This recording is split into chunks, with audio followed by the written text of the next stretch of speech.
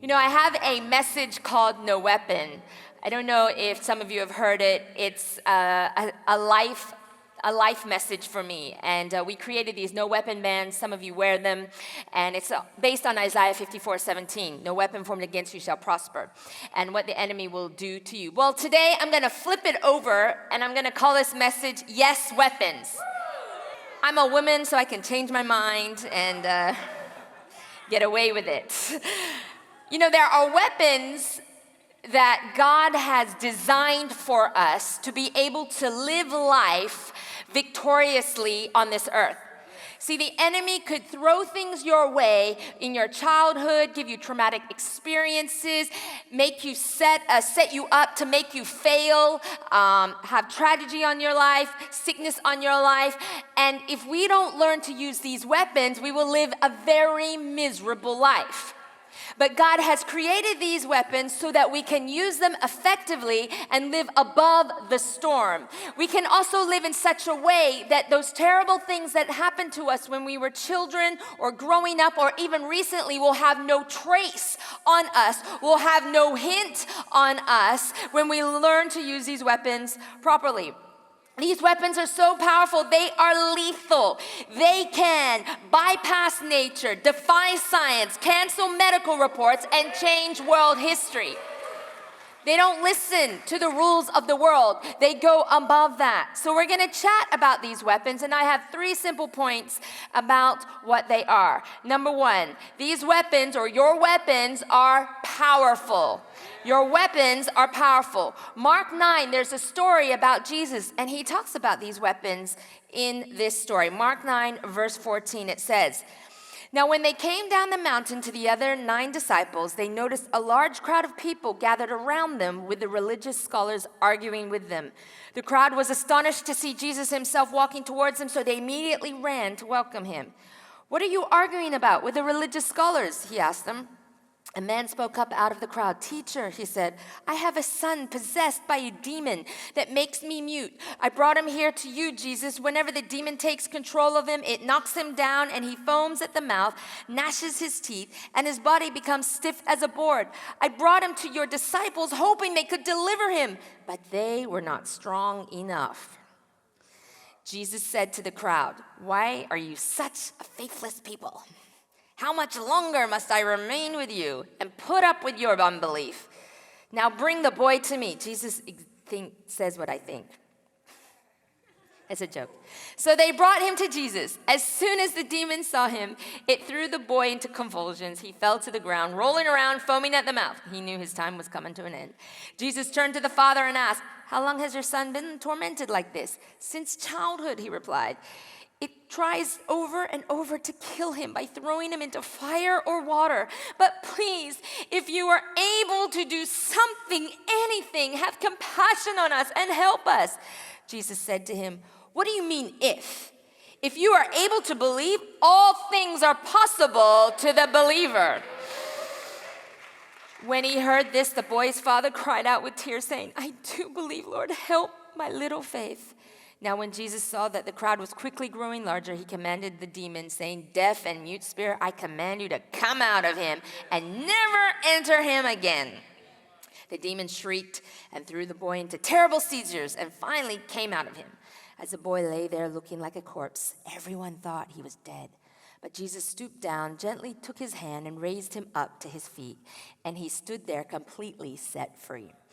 Afterwards, when Jesus arrived at the house, his disciples asked him in private, 'Why couldn't we cast out the demon?' And he answered them, 'This type of powerful spirit can only be cast out by fasting and prayer.'" This family had a child that was demon-possessed. This child ruled the entire routine of the family. They would be getting ready to go maybe out to eat, and the demon could take over the child, and they would have had to stay home. Maybe they were deciding to join a Connect group, but they couldn't because they were afraid that their child would manifest, and they couldn't be at Connect group because it'd manifest and it would just cause trouble, so they stay away. Maybe they wanted to get involved in sports, basketball or any other soccer, any of these sports, but they couldn't because they never knew when the demon would use their child to manifest, and so the whole family's purpose and life was controlled controlled by this boy by the demon who was manifesting in this boy. This parent was desperate. What is interesting is that the parent, he must have gone to so many places to get help. I bet he went to other gods maybe, other temples. Maybe he went to doctors, medicines, anything to fix this child because it was ruining their life. And he even went to Jesus's pastors, Jesus's ministers, his team who'd been hanging out with Jesus for a couple of years. This team was anointed by Jesus to go out and heal the sick and pray, yet the pastors and the team couldn't even do it. And when they ask why, Jesus identifies it is because it has to come out of prayer and fasting. Today I want to talk to you about these weapons of prayer and fasting, because it's not enough to just be around Jesus. They were around Jesus all the time. They ate with him, they lived with him, they did life with him, yet they still didn't have the authority to bring freedom to this desperate family because they had not learned that the weapons that they had to use. These weapons are powerful. There are things in our life that we might be crying out to God for, and we cannot get over it. We are like, why, God, are you not? I come every week up the front for prayer. Every week I'm going, God, give me my breakthrough. And it's not happening. You know, and then maybe you start to believe the lies of the enemy. God doesn't love me. Oh, I'm not qualified. Oh, he loves everyone else. Oh, everyone's faking it. He really doesn't heal. They're just pretending because they want attention. He fills us with these lies and we begin to agree with them and therefore never getting our breakthrough. It's like this. This watermelon right here is a big watermelon. The country of Malaysia, produces big watermelons. This reminds me of when I was pregnant. My son was over 10 pounds and they made me push him out. Jesus. Think of this as an issue in your life. And in order to break it, to get rid of it, you have to cut it out. But I can't cut it out with these hands no matter how hard I try. I cannot break this thing with my hands because it's so strong and it's so heavy. And I'm like, oh, come on, God, fix this, God. I can't stop smoking, God, please help me not to smoke, oh, God, I can't stop looking at porn, oh, God, help me, oh, God, I can't forgive, oh, God, help me, but nothing's working. My hands can't do anything, they are powerless. However, if I put my hands to a weapon, my hands that couldn't break this, if I put it around a weapon, suddenly the impossible becomes possible. Suddenly I can chop that thing into pieces. It has no right over me because I have gone beyond my own natural strength and used the weapon that God has made. So I get that little issue. If you're afraid, imagine how the devil feels on Sunday mornings when you get up to go to Kingdomcity.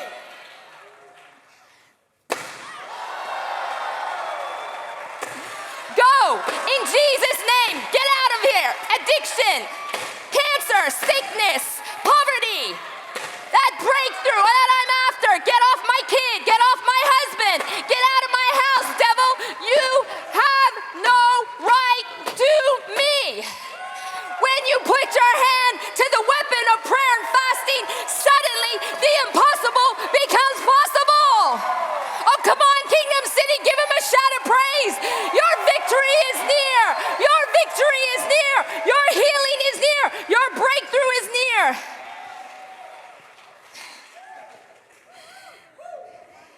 Jude's really scared right now, but he's not showing it.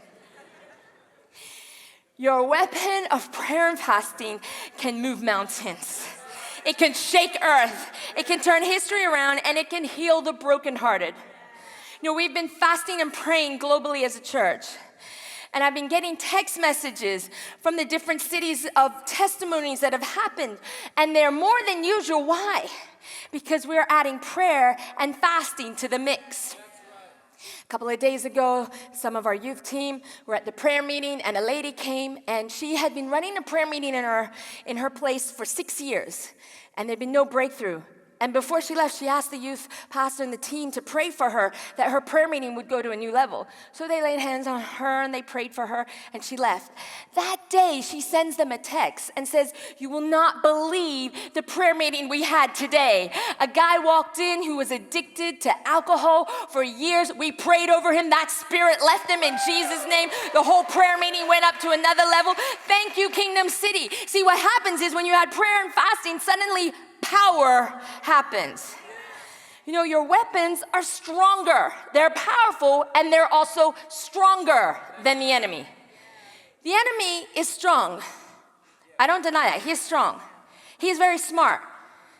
John 10:10 says that he comes to kill, steal, and destroy. He's out to kill you. That's why some of you suffer with suicidal thoughts. He's come to steal from you. That's why a lot of you have lost things in your life, like inheritance. And he's come to destroy you. He destroys your destiny in God. God gives us gifts, and the enemy comes along and tries to steal those gifts for the world. Some of you are very gifted, and it's been meant to be for the kingdom, but the enemy has come and stolen it, and it's extended the world, not the kingdom, because he's out to kill, steal, and destroy. He knows your grandfather. He knows your great-grandfather, your great-great-great-great-great-great-grandfather. So he knows exactly how your family line is. He knows the things that have been passed down through the generations. He knows how you will respond to stuff. So he knows exactly what person to put in your way, exactly what opportunities to be given to you, and he sets you up to fail. He is strong. But these weapons that God has given us are stronger. In Ephesians 6:10, it says, and that about wraps it up. God is strong. And he wants you strong. So take everything the master has set out for you, well-made weapons of the best materials, and put them to use so you will be able to stand up to everything the devil throws your way. There is no afternoon athlete contest that we'll walk away from and forget about in a couple of hours. This is for keeps, a life or death fight to the finish against the devil and all his angels. When you fast and you pray, you are adding authority to your prayers. You are adding strength to your prayers. You're adding strength to your requests. You're adding strength to your declarations.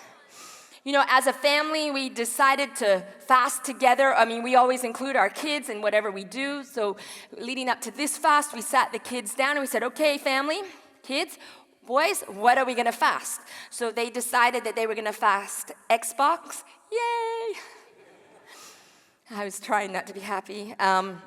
They were going to fast non-Christian shows. So they're only going to watch Bible shows. And I was like, Lord, this is amazing. It's going to be heaven for me. And sugar. Yes. So we were like, okay, we're going to get ready for this. We're going to do this. As a family, we're going to commit to this. Well, the second day of the fast, it was someone's birthday, of course. And we were invited to a buffet. On the way there, Zeke starts getting upset. I don't want to go. I don't really want to be here, Mom. I'm like, what's going on? What's wrong? He goes, I don't want to see the dessert buffet. I said, but you can still eat. You can eat rice. There's so many other things you can eat. He goes, yeah, but Mom, that buffet is amazing. I don't want to see it. And so I said, and he goes, you know, it's my brother's birthday.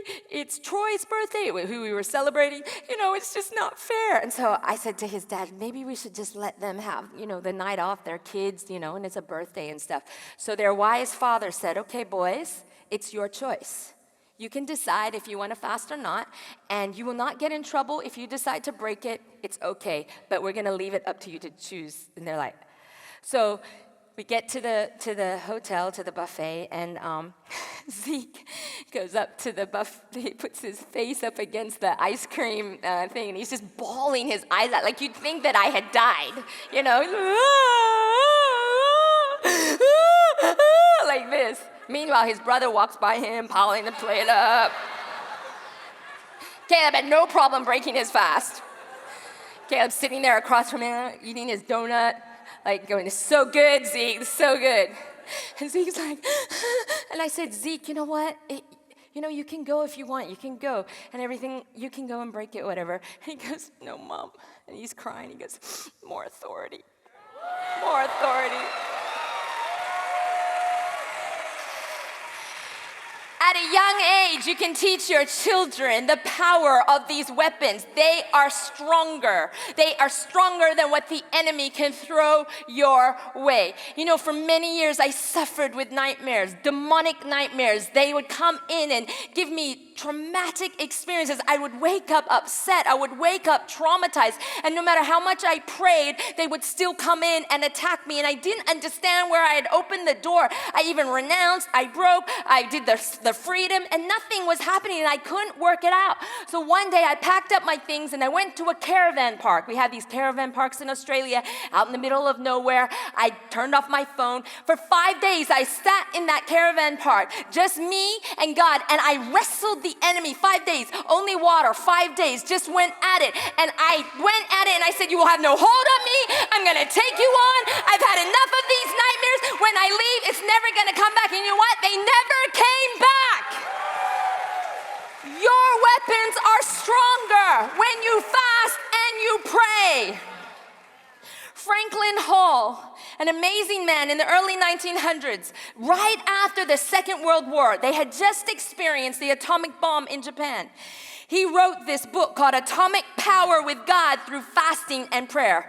Interesting enough, Franklin Hall compared the rate of technology and inventions to the rate of our prayer and fasting and said we're not keeping up with the world. Back in the early 1900s, he said the world has increased dramatically in inventions like the car, the atomic bomb, but we as Christians haven't kept up in the rate of our spiritual authority. Interesting. He said this: when we speak of atomic power with God, we are using a term expressing something great. And atomic power is as good an expression as we could possibly find to fill the bill.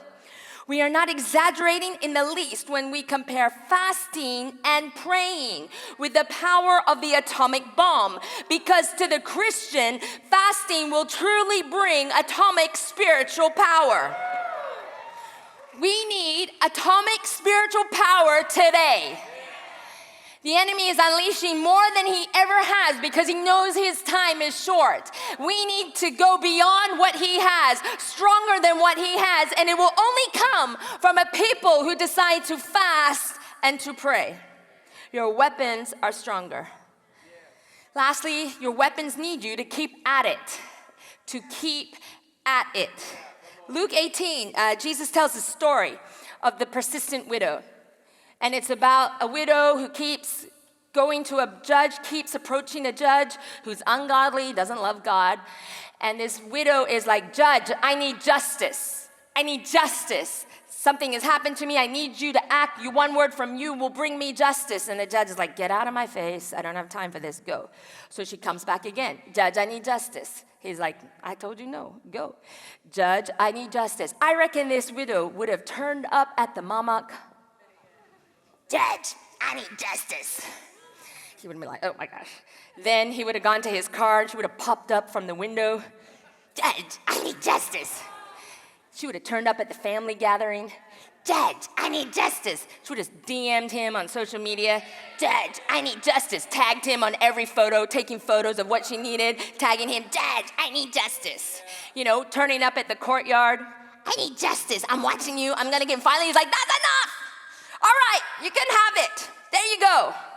And Jesus says, if this ungodly judge gave her favor because of her person, how much more would God? Listen to this in verse 7 of Luke 18. Don't you know that God, the true judge, will grant justice to all of his chosen ones who cry out to him night and day? He will pour out his spirit upon them. He will not delay to answer you and give you what you ask for. God will give swift justice to those who don't give up. So be ever praying, ever expecting, just like the widow was with the judge. Yet when the Son of Man comes back, will he find this kind of persistence, faithfulness to his people? We live in a time where everything is instant and fast. Fast food, and it comes instantly. Coffee comes instantly. Clothes, we can buy clothes instantly. We can get text messages across the world instantly. Everything is instant, and unfortunately, sometimes we put that with God. God, I prayed for a future spouse for a month. I remember talking to this one couple, they said, we are struggling, we're barren, we can't have kids. I'm like, how long have you been praying for? They went, 4 months. I was like, 4 months. Currently, I had a friend at the time, they were 4 years. I was like, 4 months, 4 years, are you kidding me? You have to keep at it. You have to keep going. Just because he doesn't answer you on your time doesn't mean he's not gonna answer. You gotta keep at it. You gotta keep at it until you get your breakthrough. There's this, we often talk at Kingdomcity about the Welsh revival and how Evan Roberts brought the Welsh revival to Wales. It happened between 1904 and 1905. It resulted in over 150,000 people coming to Lord. Imagine Penang, Rudy, or Kuching, or JB, Ray, Ipoh, KK. Imagine if your city had 150,000 be added to the church. What would it do to that city?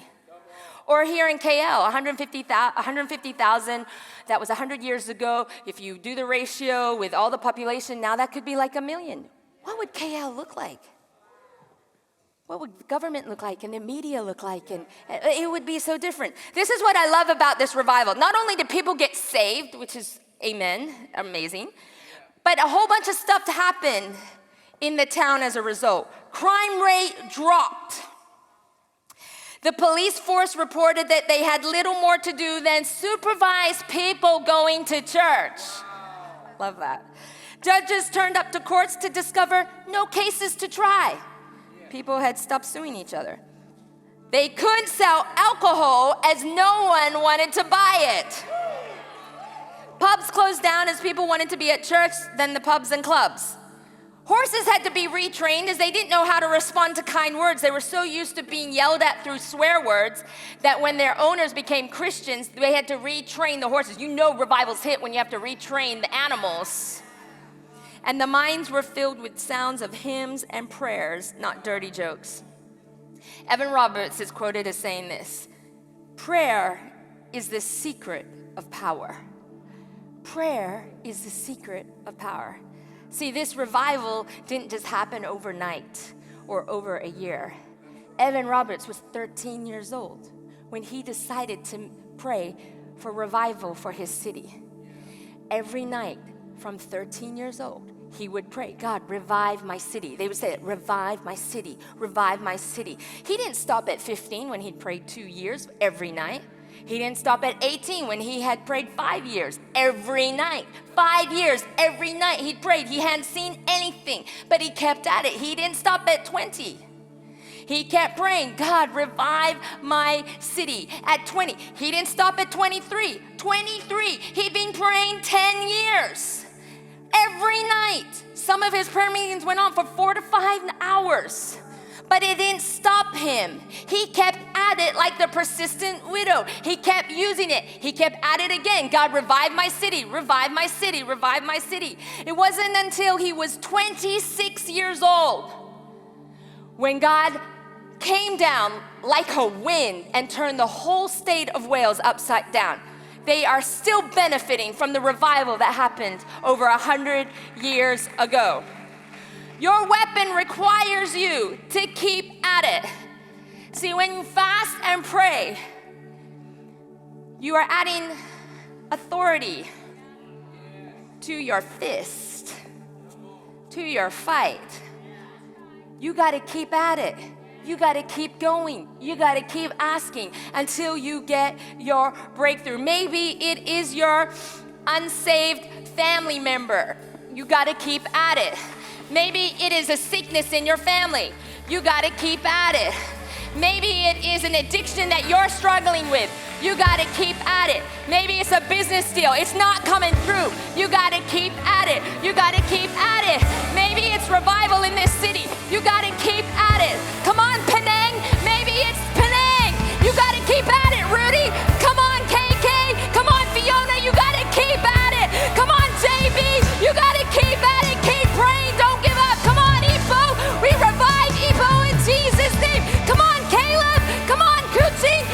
Keep at it.